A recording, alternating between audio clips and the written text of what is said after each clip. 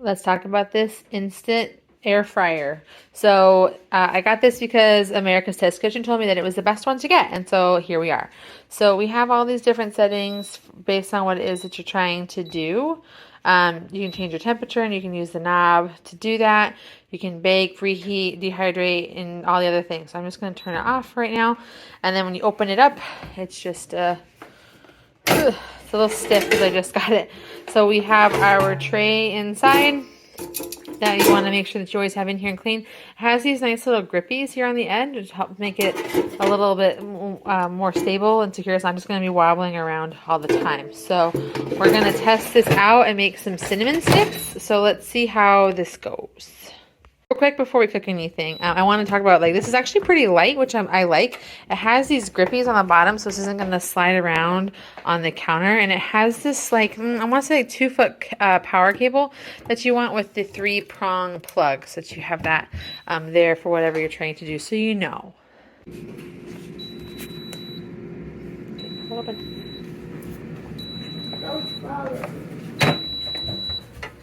Ooh, it looks so good.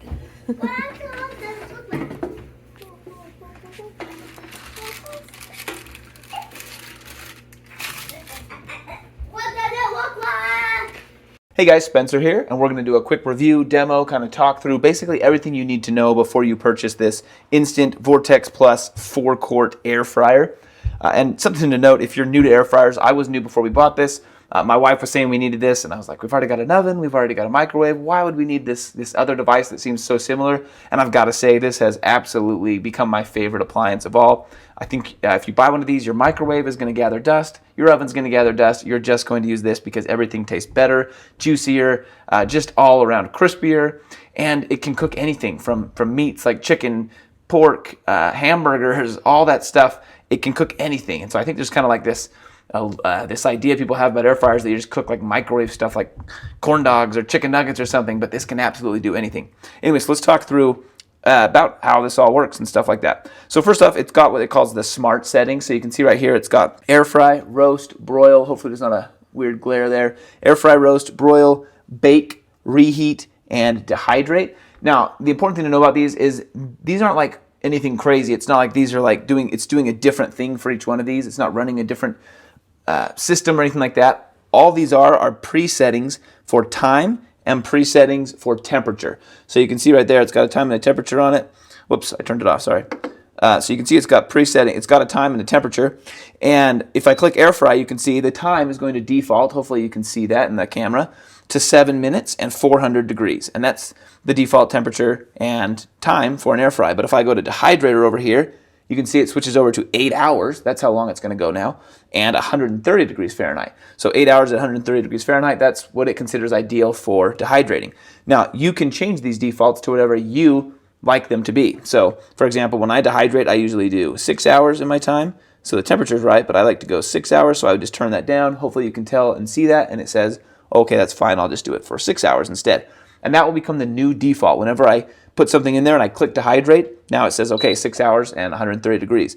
And I can change that anytime I want easily, right? I can just click time and change it, but that's the default. So these are just default settings right here, these 6 different options. So real quick, we'll just kind of talk about what's inside. You can see it comes with this drawer that goes in here. You pull out the drawer, and inside that drawer is a rack right here. And I just used it, so I'm not sure if it's hot. Oh, good, it's not hot.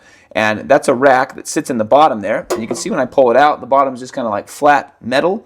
And what this does is it allows air to kind of flow around it and cook a lot better, but it also makes it so easy to clean because whatever you cook will cook right on here. Some of the stuff will drip into there. You'll just take this out, you'll rinse this off, then you'll run some water in here. You can use a little scrubber or something to wash it off. Should take you about 30 seconds to a minute, and you're all done, ready to go again. So this system makes it cook really well, but it also makes it clean very well, which are 2 very important things. And I can just slip this back in there, and we're good to go. Slide it back in there and start cooking. One more item to note, you're hearing all these beeps. It beeps when it starts, it beeps when it's done. It actually beeps to let you know when it's preheated, which takes 30 seconds to a minute. It beeps to let you know when it thinks the food should be turned over or rolled over. Lots of beeps. You can turn off the beeps if you want. So if you want, you can program it to turn them off. I like them. I like having that reminder and stuff like that, but to each his own.